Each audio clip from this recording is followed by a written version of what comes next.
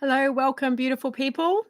I am Susie Taff, and this is the Susie Unshaped sessions, where we peel off all the emotional layers, which I call emotional shapewear, and actually start peeling all of those belief systems, expectations, the shoulds, etc., off and come back into our hearts. So, thank you for joining me today. Yesterday, we were talking about how to live a life that you love. So, yesterday, we covered off having your magic toolbox of things that bring you joy. So, whenever you're feeling a bit blah, you can kind of run through the options to see if you can maybe have a little pick me up. So I have been doing this work for about 11 years now. And one thing I probably haven't touched on enough is actually allowing yourself to feel all the feels. And so, whilst I might be talking about a magic toolbox, I also have had a stool in my kitchen for the last 11 years, right near the Tupperware drawer. And I would often find myself sitting on the stool and crying, sobbing, in fact, with everything just feeling too much, too overwhelming. I don't know what to do. I'm just feeling like I don't know. I don't know. I'm just feeling the feels. So I do have a crying kitchen stool as well. So I do talk a lot about positivity and joy and coming back to your heart. But there have been a lot of moments where I've been also doing the crying, occasionally the yelling. Like you'll really know if you're really wound up. Watch yourself in traffic or maybe walking through crowds or something. I think or if you spill a cup of coffee or you drop something or do something like that, watch your reaction because it's a really good indicator of where you're sitting sort of in your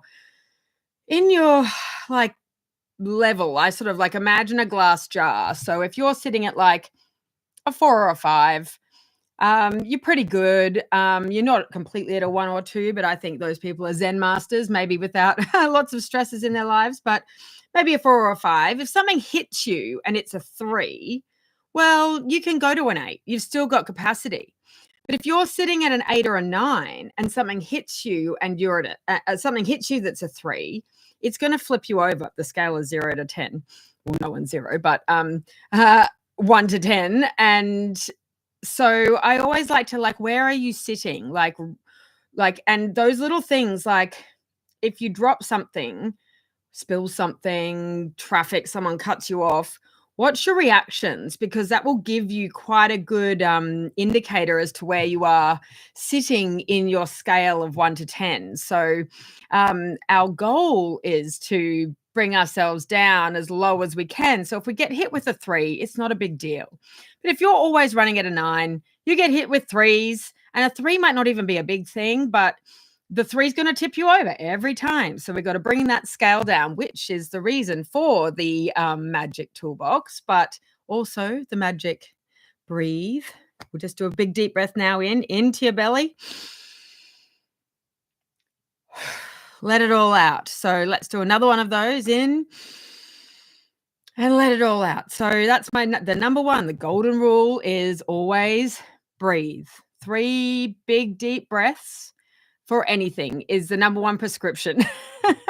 If you can remember that, because obviously when you're in the moment, if you're at a 12, you're going to be like, you can jam your breathing. I'm not breathing. And you're probably going to be really annoyed. It's like, it's the last thing you want to do. And it's actually interesting. I can't even remember who it was that said, or maybe I read it somewhere.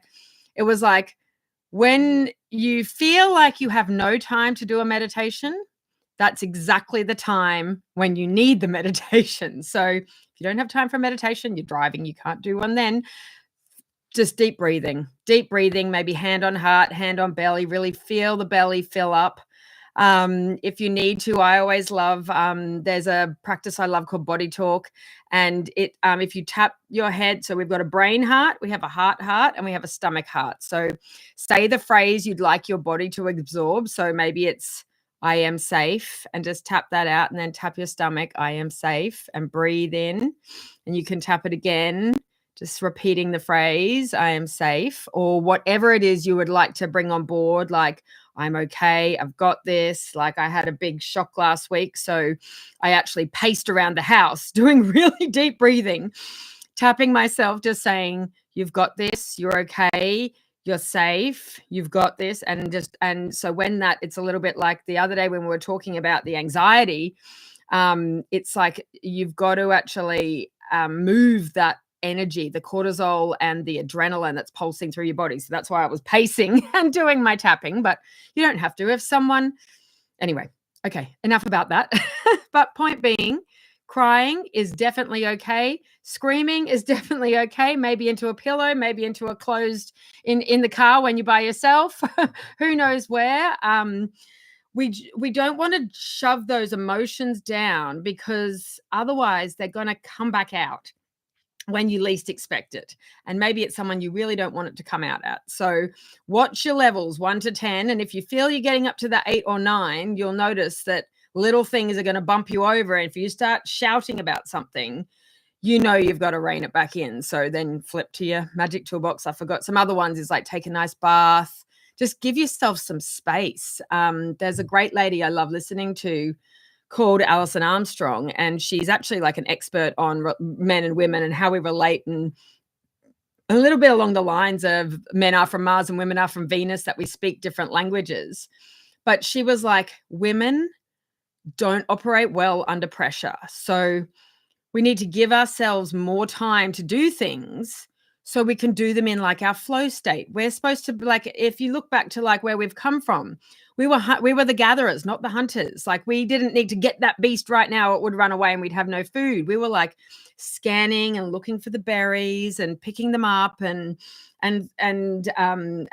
collecting things like that in a flow. So that's how women operate better. So if you're at a 8 or 9 and you add rush on it, it's probably going to bump you up to a 10 before anything's even happened. So try and give yourself time and space. And I know I've got 3 kids. It's mayhem. There's 47 things going on at one time always. So I understand if that's sounding like ridiculous and unachievable to give yourself more time, but just see if you can work it in a little bit, just even 5 minutes to start with. I have all the clocks in my house are all fast. So if I look at the time, it's always 5 minutes fast, but I treat it as the time. So then I buy myself the extra time. So when I'm then running late, I've actually built in that 5 minutes. So I'm not sure what that says about me, probably a lot. But build yourself in some extra time so that you're not increasing your scale factor and you're not getting closer to that 10, so that then you can actually just manage everyday things more likely. And you'll know if you need to release some anger or some sadness.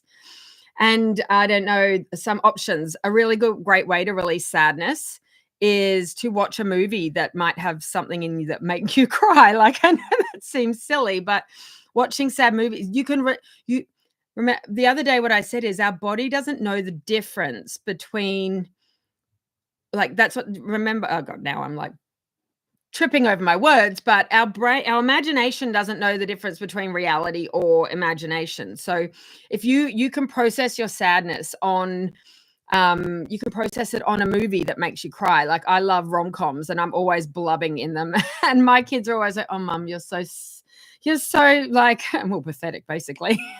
And I'm like, but it's so cute, but it's so nice. Oh, he loves her.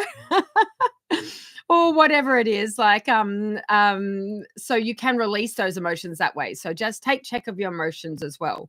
I had thought this was going to be a chat about our purpose here, but I think it's actually been more of a chat about real life and how to gauge where you are on the scale of 1 to 10.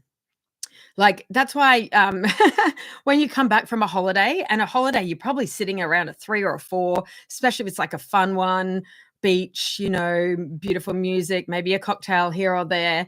And then you come back to real life and it's like, boom, all those commitments and 3D realities just smack you in the face. And then you get the holiday blues, the post-holiday blues, basically, because you've just instantly jumped up from your 3 or 4 on holiday to a 5 or 6 just by being back into your normal life. So take check of where you are on your 1 to 10 scale, doing things like stubbing your toe, dropping something, spilling something.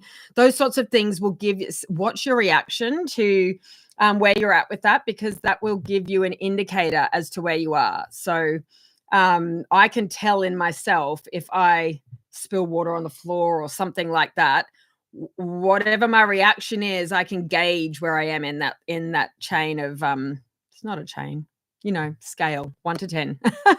Anyway, I obviously can't speak today, so I'm going to love you and leave you, and I will see you again tomorrow. Okay, love you. Bye.